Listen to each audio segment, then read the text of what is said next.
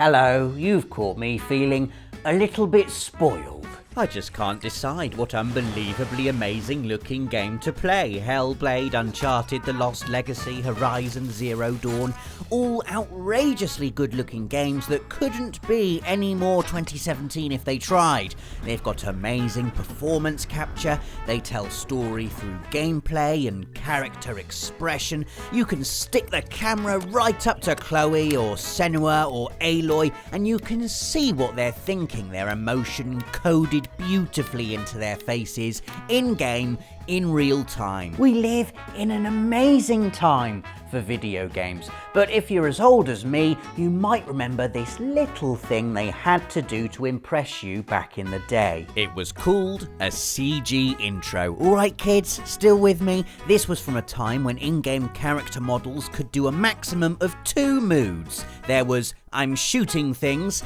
and I'm in between shooting things, which was great for shooting things, but not so good when you wanted to convey a diverse rainbow of character emotion. For that, you needed a good old-fashioned CG intro. Pretty much every game had one, and I used to love them. They'd always fire you up and put you right in the mood for what you were about to play. And with the advent of CD storage on the original PlayStation, developers had, by yesterday's standards, loads of space to make their CG cinematics as sweeping, as epic, and as gorgeous as they liked. Here are 7 cinematic video game intros, so good they'll make you wish it was the 90s all over again. First up, we've got Ninja Shadow of Darkness, a game I absolutely adored back in the day. It was a simple beat-em-up with classic platforming elements and giant enemy crabs and a hero with a hood and a mask covering his face because A, he's a ninja, and B, this was 1998. I imagine making characters have faces was a real pain in the backside.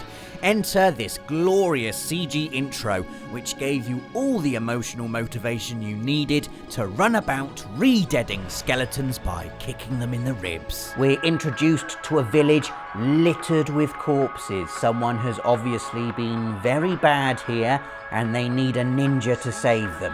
We then cut to a couple of warlords playing important warlord chess before one of them rage quits, and we get to the bit that bowled over little 12-year-old me and sent my imagination cartwheeling through a fantasy land of ultimate evil that needed vanquishing, one ninja punch at a time. Rage quit warlord sacrifices his soul and numerous identical women in white dresses to summon up this monstrosity, a sort of fiery, floaty version of the creature from the Black Lagoon, with all the hallmarks of a beat-em-up final boss. He's humanoid, he's muscly, and he's got an epic bit of soundtrack.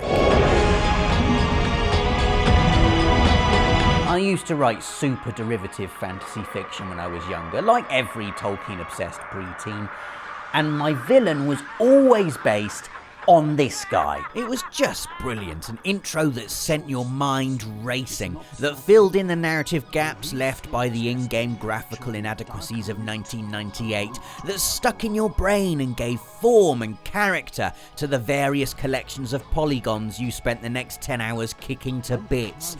I love it.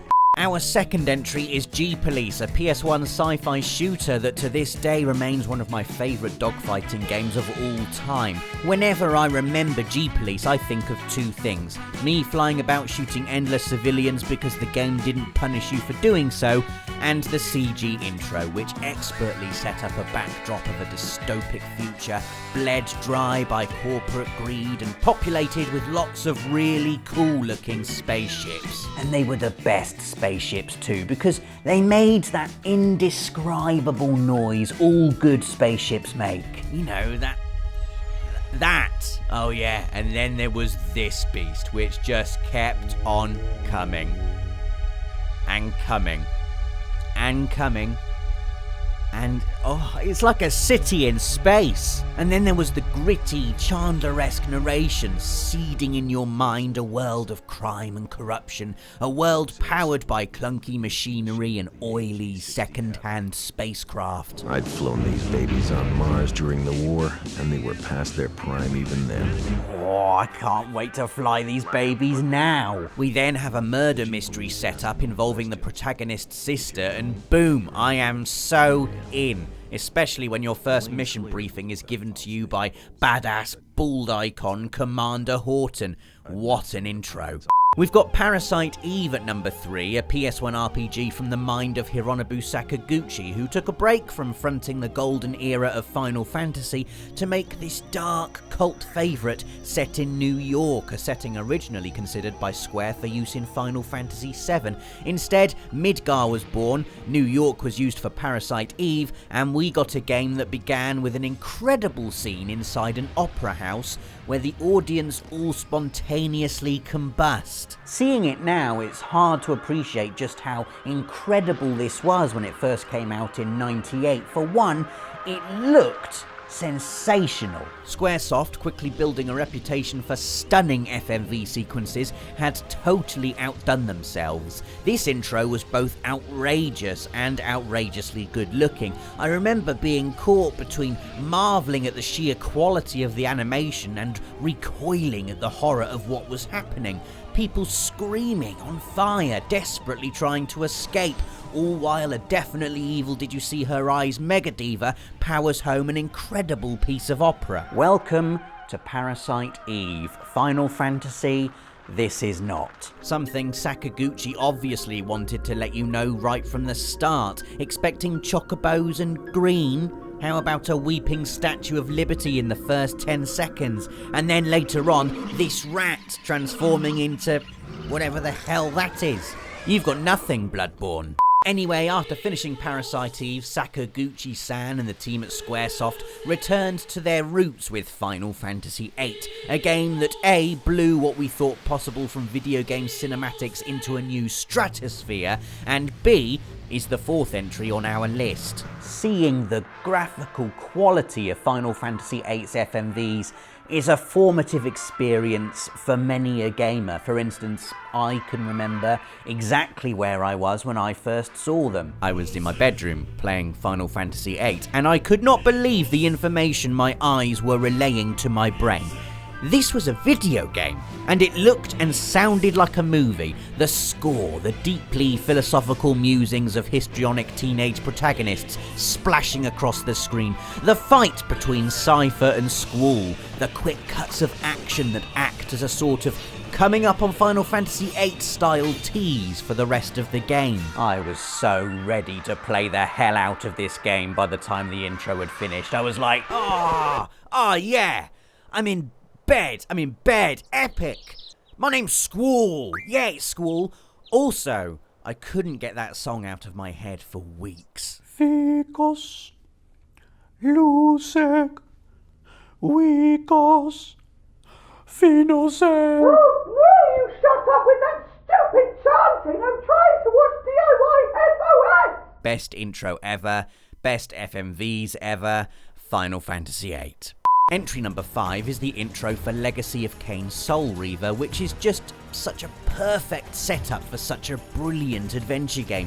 First of all, if you'd come to Soul Reaver having played Legacy of Kain previously, you'd have the initial shock of seeing one-time protagonist and anti-hero Kain framed as the game's big bad, a jealous vampire lord furious with subordinate Raziel for having the audacity to sprout wings before him, although admittedly, he's still very well spoken. Cast him in. You know, most games would have him sounding all dark, lordy and evil, wouldn't they?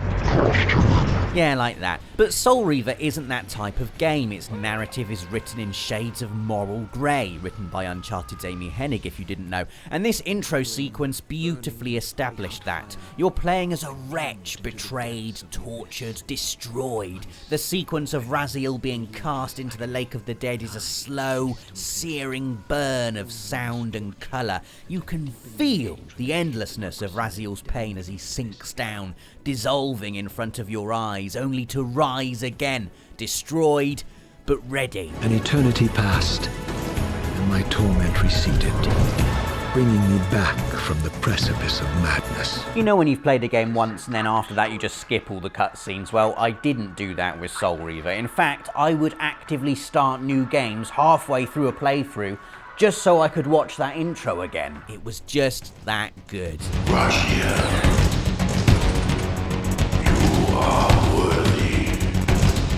Nowadays, CG cutscenes are almost seen as a negative thing. They can interrupt the pacing of a story or lift you out of your immersion.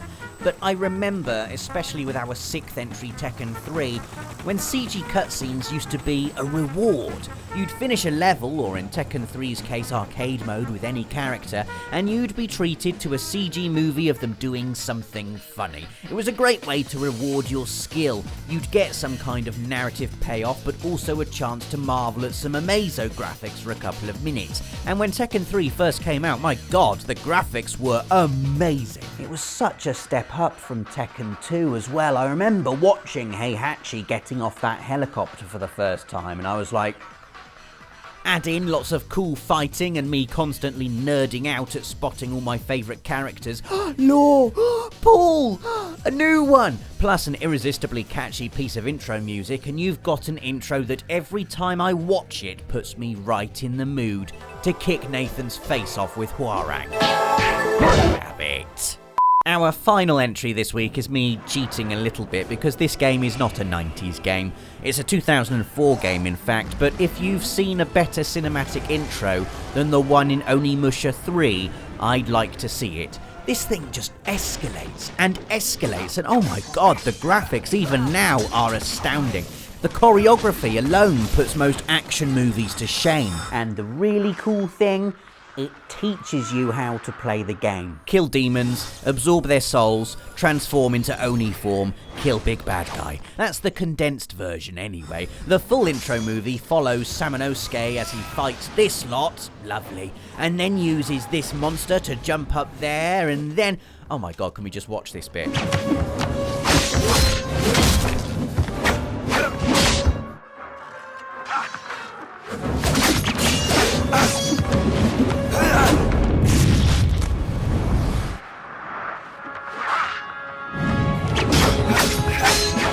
Look, I could watch this forever, but one more thing I'd like to highlight before we leave for another week is, after we've seen all this amazing action, we get these little movie-style character stings. One for Takeshi Kaneshiro.